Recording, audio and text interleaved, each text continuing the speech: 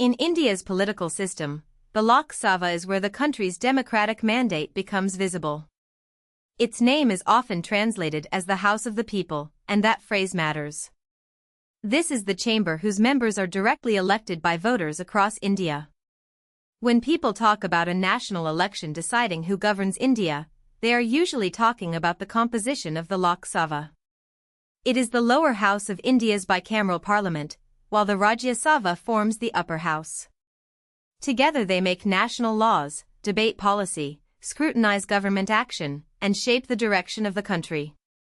But the Lok Sabha has a special place because it is tied most directly to the electorate.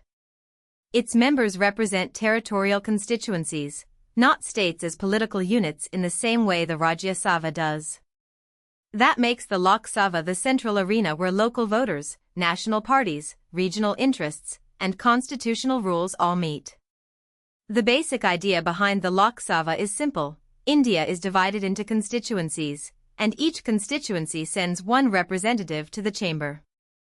These representatives are called members of parliament, or MPs.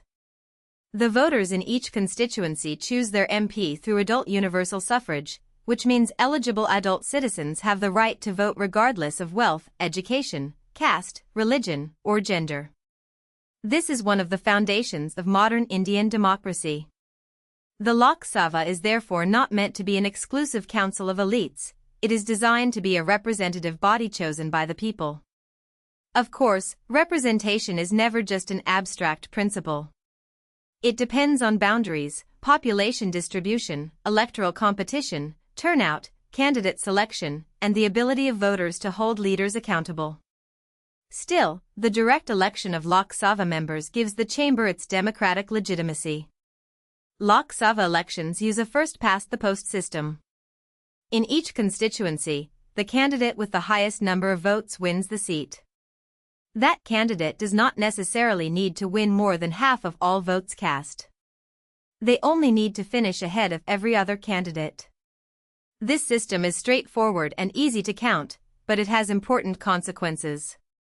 A party can win many seats by being narrowly ahead in many constituencies. Another party may receive a significant share of votes nationwide but win fewer seats if its support is spread out rather than concentrated.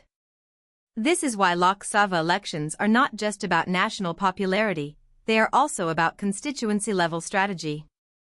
Alliances, local candidates, regional parties, and vote splits can all affect the final shape of the House. The result is a chamber that reflects both national trends and thousands of local political battles. The size of the Lok Sabha is shaped by constitutional rules.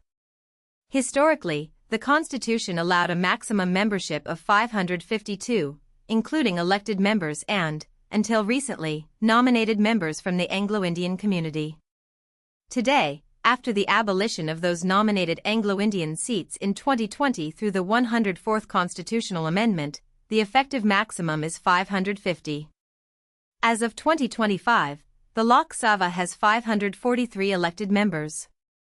These numbers may sound technical, but they matter because they determine how many constituencies exist and how many people each MP may represent. India's population is enormous, so each Lok Sabha member often represents a very large number of citizens.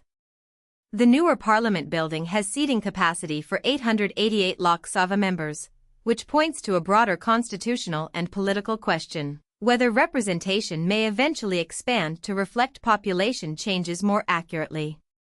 Not all Lok Sabha seats are open in the same way. A significant number are reserved for representatives of scheduled castes and scheduled tribes. As of the current structure, 84 seats are reserved for scheduled castes and 47 seats for scheduled tribes, making 131 reserved seats in total. This is about 24% of the House. Reservation in this context does not mean voters from only those communities can vote. Rather, it means that candidates contesting those seats must belong to the specified community, while the entire electorate of that constituency votes. The purpose is to ensure political representation for communities that have historically faced exclusion and structural disadvantage. In a country as diverse and unequal as India, Reserved seats are a constitutional mechanism intended to make representation more than just formal equality on paper. A normal Lok Sabha term lasts 5 years from the date of its first meeting. But the House may be dissolved earlier, which can lead to fresh elections before the full term ends. Dissolution is done by the President of India, usually on the advice of the Union Council of Ministers. This connects the Lok Sabha to the parliamentary form of government. The executive depends on the confidence of the lower house, so if the political balance changes or the government seeks a new mandate, the Lok Sabha can end before 5 years. There is also an exceptional rule during a state of emergency. Parliament may extend the term of the Lok Sabha by law. This is not the ordinary democratic rhythm, but it shows how the Constitution provides for extraordinary circumstances while still placing the extension within a legal framework. The Lok Sabha meets in the Parliament House in New Delhi. That physical setting is more than ceremonial. It is where debates are held, questions are asked, bills are introduced, budgets are discussed, and government decisions are challenged or defended. For the House to conduct business, a quorum is required. The quorum is 10% of the total membership. In practical terms, this rule ensures that the chamber cannot formally function with only a tiny handful of members present. Parliamentary work can sometimes seem slow or procedural, but procedure is part of the institution's power. Rules about speaking, voting, attendance, questions, motions, committees, and records are what turn political conflict into a structured constitutional process. Without those rules, Parliament would be just a crowd. With them, it becomes a governing institution.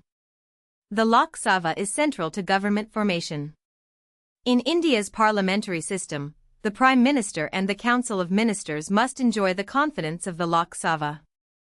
After a general election, the party or coalition that can command a majority in the House is normally invited to form the government. This is why the Lok Sabha is often the decisive battlefield of Indian politics. The Rajya Sabha is important, especially in reviewing legislation and representing states, but the survival of the national government depends most directly on the lower house. If the government loses the confidence of the Lok Sabha, it can fall. This gives MPs in the Lok Sabha a role that goes beyond lawmaking. They collectively determine whether the executive has the authority to continue governing. Constituency boundaries are not fixed forever. They are redrawn through a process called delimitation, carried out by a delimitation commission. The purpose is to adjust electoral boundaries based on population data from the census. In principle, this helps keep representation fair as populations grow, shrink, or shift. But delimitation in India has also been politically sensitive. The process was temporarily suspended between 1976 and 2001, partly to avoid penalizing states that were more successful in family planning and population control. The last census used for the current arrangement was conducted in 2011. Delimitation affects more than map lines. It can alter political incentives, change which communities are grouped together, modify the balance between urban and rural seats, and reshape the electoral prospects of parties and candidates. The Election Commission of India conducts elections for Lok Sabha seats. This is a massive administrative responsibility.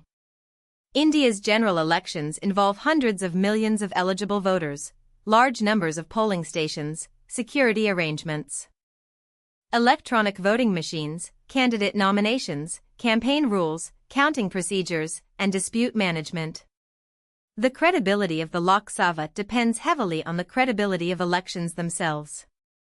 If citizens believe the process is fair, the elected house carries legitimacy even among people whose preferred candidates lost. If the process is doubted, the institution's authority weakens. This is why election administration is not just a technical task. It is a core democratic function. The Lok Sabha is only the house of the people if the people can realistically and fairly choose who sits in it. The modern Lok Sabha is also visible to the public in ways earlier generations could not experience as easily. Its proceedings are televised live on Sansad TV, which operates from within the parliamentary premises. This matters because democracy is not only about voting once every 5 years. Citizens also need access to what their representatives do after elections. Televised proceedings allow people, journalists, researchers, and civil society groups to observe debates, speeches, disruptions, questions, and legislative moments. Visibility does not automatically guarantee accountability, but it makes accountability more possible. It also changes political behavior. MPs know that their words in the chamber can circulate far beyond Parliament. The Lok Sabha is therefore both a legislative chamber and a public stage where national arguments are performed in real time. The 18th Lok Sabha, elected in May 2024, is the latest chapter in this institution's history.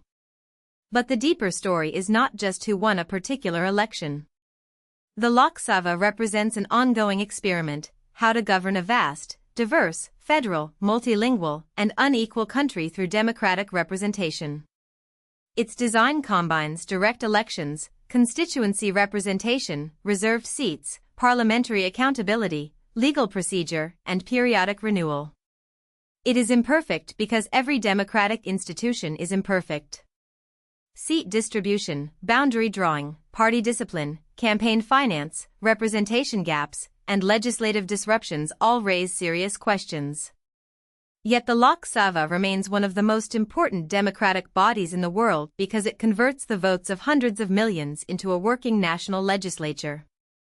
To understand India's politics, start with the Lok Sabha, because that is where the people's mandate becomes power.